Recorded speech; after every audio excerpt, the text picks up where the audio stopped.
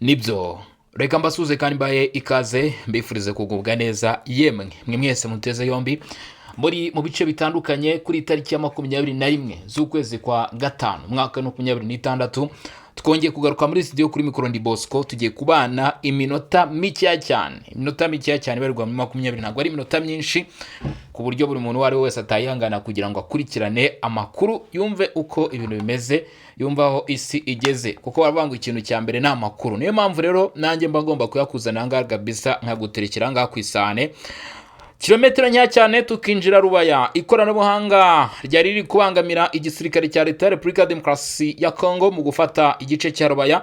Amakuru amaze kungeraho kabisa aturuka kuri rezo sosiyo arambwira ko ikoranabuhanga bamaze kurijegeza. Igitero cya mbere cyarigabweho ntabwo cyari huhuye ariko icya kabiri bavuga ko ngo kirisize habi. Turaza kureba rero iby'iryo koranabuhanga ryatumaga mu by'ukuri abasore barimo Wazalendo kuko buri bungubu tuvugana ikintu ugomba kwamenya Wazalendo irimo gukominikana na FARDC. Barimo kubabwira ati nkanga hari intwaro nyinshi cyane mu akubite drone igende mu by'ukuri ari ndake bayisenye niba ari bariyeri ikomeye cyane yashyizweho bayisenye. Ibyo ngibyo rero Rubaya ahangaha kubera ko ni igice gikomeye cyane ni hano mu mujyi wa Goma bari barashyize ikoranabuhanga ryagombaga kuba ryaharinda. Ubu ngubu amakuru ari kutugeraho aravuga yuko iryo koranabuhanga bamaze kurisenya. Bamaze kurisenya rwose bamaze kurishyira hasi. Kilometero 15 nizo turimo mu kanya tukaba tuvuga ngo tombe Rubaya. Ni mu gihe Leta Zunze Ubumwe za Amerika zamaze kurekura itegeko n'ububasha bwo kwigarura ibirombe bya Rubaya aho bamaze kwemeza ko Blackwater FARDC Wazalendo FDNB ku bwinshi bamanuka bakinjira muri birombe bya Rubaya. Ni inkomati kuko ya 23 nayo uyu mutwe amaze gutangaza rwose kudateze kurekura Rubaya byoroshye. Ntago uteze kurekura Rubaya byoroshye kuko ubu itsinda rikomeye cyane ry'ingabo zivuye mu mujyi wa Goma zamaze kumanuka zerekeza muri bice byo muri teritwari ya Masisi gukurikira ndetse no kurinda Rubaya. Ni mu gihe bivugwa ko iri tsinda ry'ingabo rigeze ahangaha ari irimaze iminsi rivuye mu birindo bya Cyanzu ndetse na Rumangabo yewe no mu duce turimo Bunagana aho hari koherezwa abasirikare bo kuza kurinda ibi bice kubera ko egare nimwumva ngo iyi Rubaya yacakiwe mumenye ko mu by'ukuri mu 23 abagiye kwirukankanwa nk'udushwirire kubera ko izi zangungu izi za Masisi centre nta kintu ziraba ziri kurusha za Ruke centre ndetse na za Katoyi centre twamaze kugeramo. Ndavuga FARDC rero bamaze kugeramo ko ngewe sindi ku rugamba nge nibirano muri studio ndimo kubagezaho amakuru. Ubwo ngubwo mbivuze gutyo abenshi bashyigikiye M23 batangira gutera amabuye ngo ntabwo uri ku rugamba ariko nuko bimeze barimo kabisa kwinjira muri bira bice. FARDC iri kubyina intsinzi twamaze kugera mu bihe bya FARDC M23 mu mwaka wa 2025 rwose mu mpera zawo mu kwezi kwa 9 kwa 12 kwa 11 ngira murebyibuka ko yari mu bihe byayo. Ubu rero ikiriho na nyina wundi yabyara umuhungu FARDC nayo yabyaje impanga z'abahungu kore yuko ubu ngubu ntabwo ari muri Kivu y'Amajyaruguru gusa muri Rubaya ngiye kubwira ibijyanye n'imirwano ndamutse nkubwiye ibiri kubera muri Rubaya nta kujyanye teritwari ya Walikare naba ndi kuguhombya ntabwo waburi kumenya cyitwa makuru y'ibijyanye n'urugamba nta kujyanye muri Kivu y'Amajyepfo nkubwira icyo bari gukorera drone za 23 zari zigerageje guhaguruka nubwo amakuru mfite avuga ko ngo izi drone zangije ibitaro kandi ibitaro bikuru ndetse kandi zangiza n'ikigo cy'urubyiruko ari muri kira gice cy'abajene kabisa nabyo ndaza kuba mbigarukaho byose kabisa mbive imuzini muzingo nkubwire situation suko imeze. Ujyi wa Goma nyuma yo guterwa ubwoba na covid na Ebola ubu ngubu tuvugana ibisasu nabyo rwose mu kandi kari imbere ushaka kujya kumva ngo purupu bibariho rwose. Ayo makuru yose rero ngiye kuba nayavuye muzini muzingo nta na kimwe nciye ku ruhande nta na kimwe ndobanuye mubwire situation uko zimeze. Tuba tugerageje kubira kugira ngo mwumve uduce tugiye kwibandamo ariko ntabwo ari kuvuga ko ari byo bice byonyine gusa tuba tugiye kugira iki tuba tugiye kuba twareberamo aya makuru yacu. Kwa ko ubu ngubu tuvugana mwabantu bamwe bo 13 mu gahinda bakomeje gupfusha abasirikare bakomeje gupfusha abasirikare benshi cyane. Ngewe icyo nabashe kugenda mbona benshi mu bafite abasirikare cyangwa se abarwanyi cyangwa se mu miryango ifite abarwanyi rwose muri 23 ngo batangiye gufata iry'iburyo bari gufata iry'iburyo kubera ko urasanga umuturanye ari gutaka ati mwana wanjye ndetse hari n'abatari kubona imirambo nk'abari kuraswa na za drone. Abarimo kuraswa na za drone rwose bo ntabwo biba byoroshye ko wabasha kugira iki ko wamenya n'umuntu, hari nabo zitaba zigashyingura. Hanyuma rero reka mu by'ukuri mbere ko ninjira muri amakuru twimata turatudondosha, ngusaba ikintu kimwe, nkandira subscribe niba ari kuri channel dukurikirana cyangwa se usanzwe dukurikirana ukaba utarabikora.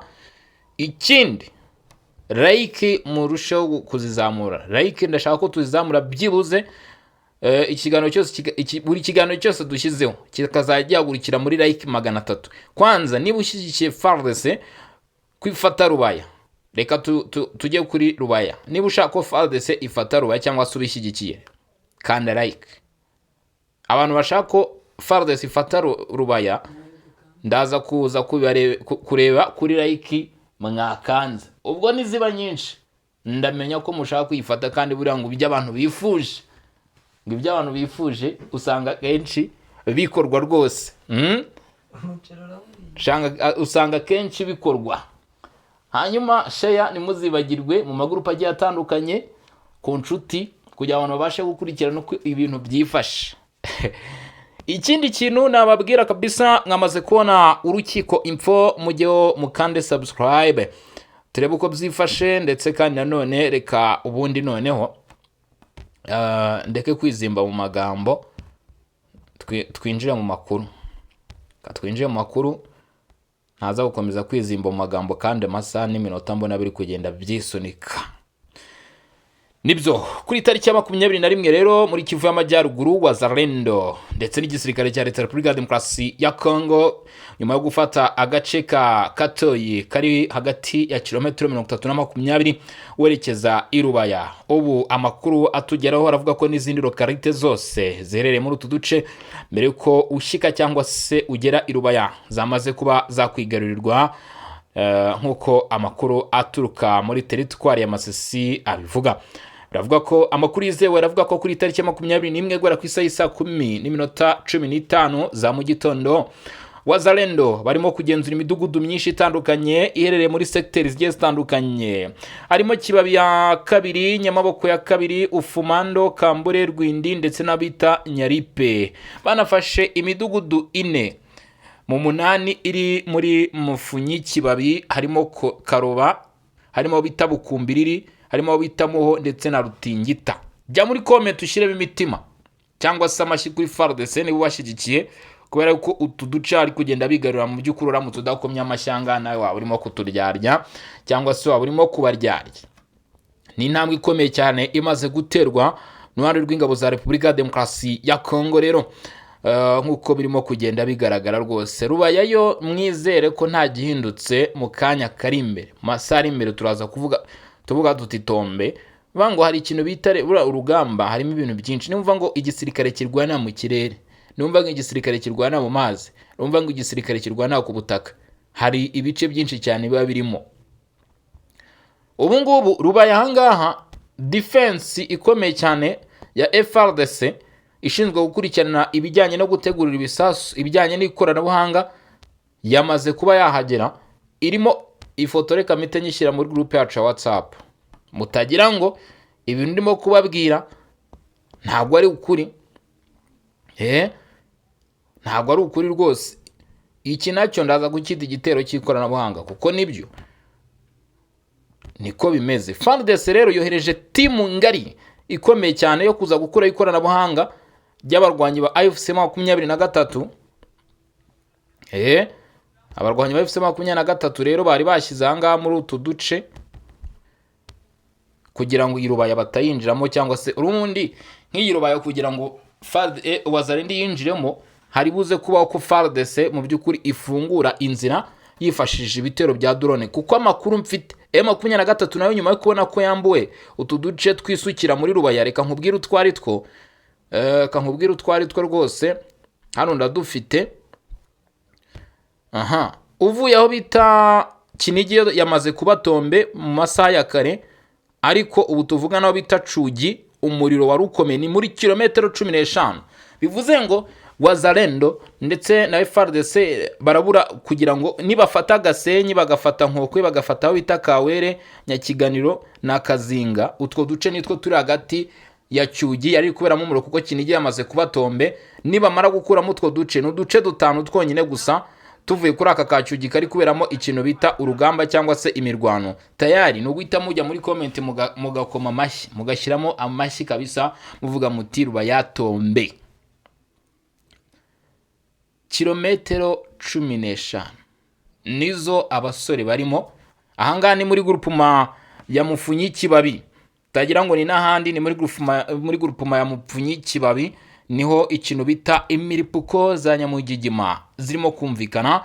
Ni naho mu by'ukuri hafi aho ngaho rwose biravuga ko ahangaha za Kinigi niho hateretswe ikoranabuhanga rikomeye cyane rya FARDC rigamije gukuraho ikoranabuhanga ridasanzwe. Ntago numugire ngo biroroshye, nimugire ngo biroroshye. Ikoranabuhanga ridasanzwe rya 23 inzitizi mu buryo bw'ikoranabuhanga riyashyizweho ahangaha muri aka gace.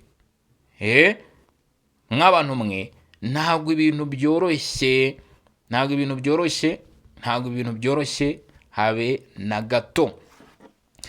Intsinzi ikomeye cyane yo mutangire kuyibara, kuko iyi Kinigi ko yamaze gufatwa Cyugi tukaba twumva ari kuvugwa umuriro ukomeye cyane.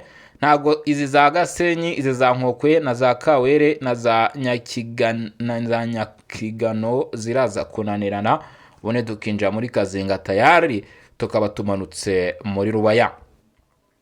M23 ariko nayo ntago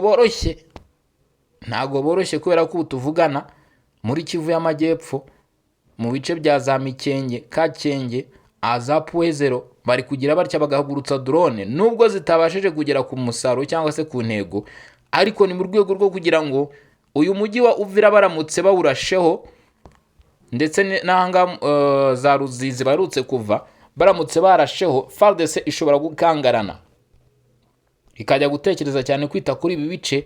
Ari nayo mayire 23 yashatse gukoresha kubera ko FARDC nayo ikeneye Uvira cyane mu rwego rwo gukomeza kurinda ibice bya Crimea ndetse no kubohereza mu rugendo rwo kwerekeza Bukavu. Kubu ngubu ari gahunda yo kuba mu by'ukuri Burango Goma igomba gufatwa mbere ya Bukavu.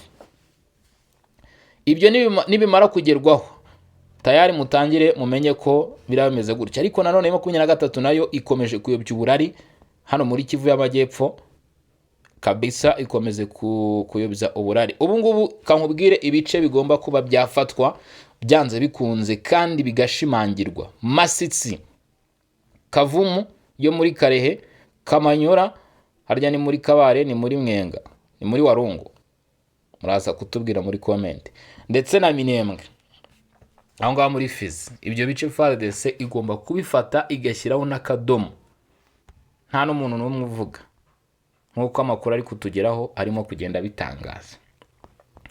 Rubaya nimara gufatwa rero haraza gukurikiraho iki? Haraza gukurikiraho Goma. Mutangire mwitegure ko Goma, Sake biraza kuba nta mutekano bifite. Ubwo abantu bari Sake mushatse mwaba mwiteguye ibi bishobora kwangirika mukambishyira ku ruhande, kuko buri yimirwana nk'iyi ngiyi iri kuba abaturage bahunze, hari ibyo ushaka kuba mu by'ukuri wakabaye warakemuye mbere. Niyo mpamvu igisirikare cya 23 nacyo cyabirebye kiravuga kiti aha hantu nitujenjeka karaza kutubaho. Bakavuga bati nitujenjeka karaza kutubaho, akacu karaza kugaragara. Bahita biyemeza ko mu by'ukuri ahanga muri Kiyo ya kabiri, Nyamaboko ya kabiri, Ufumando, Kambure, Rwindi, Nyaripe ndetse no ahanga muri Mupfunyi Kibabi ari naho hari kubera imirwano ikomeye cyane cyane, kuko ari naho hari izi za Rubaya. Baravuga batereka twohereze ingabo. Baremera bafata ingabo ziri Bunagana, bafata abakomando cyangwa se abasore batari bagaho imyitozo ihagije aho bita muri Cyanzu ndetse no na Rumangabo, n'abari bategejwe icyo bita gushyirwa hanze. Baravuga bati reka tubohereze ku rugamba kama mbaya, katubohereze ku rugamba turebe uko byifashe.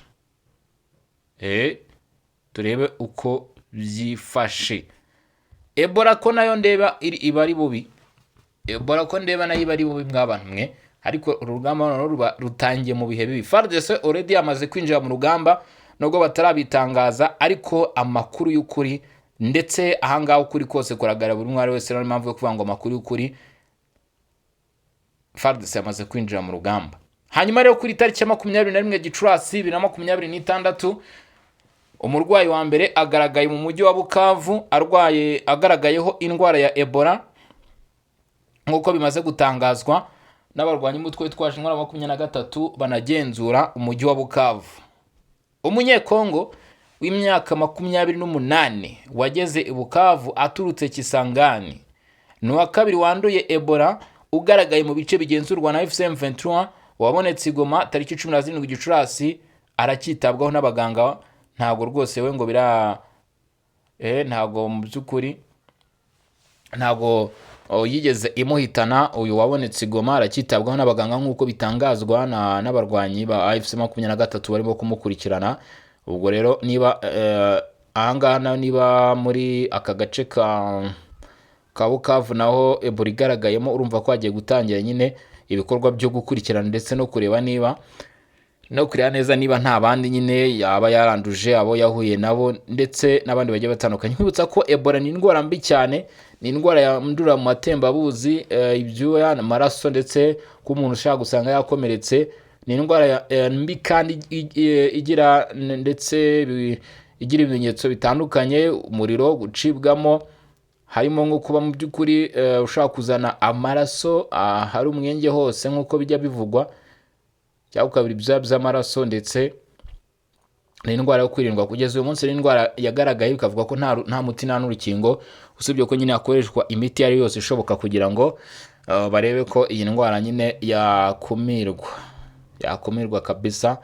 Ariko ubundi iyi Ebola menya ko ni indwara mbi cyane rwose. Hanyuma amakuru ari kutugeraho kuri ubu ngubu muri teritwari ya Walikale mu ntara ya Kivu y'Amajyaruguru, amakuru aturukayo aravuga yuko naho hongeye kumvikana imirwano mu duce tumwe na tumwe nyuma yuko Rubaya, Kinigi yamaze kuba Tombe. Ndabona ibitangazamakuru byose byamaze no kubyemeza, ndetse n'amakuru twagiye tubwirwa mbere, ariko ibitangazamakuru bye bitandukanye. Igitangazamakuru Actualité.cd kimaze kubitangaza ndetse no kubizemeza ko aka gace ka Kinigi kamaze gufatwa Tombe, kamaze kuba Tombe.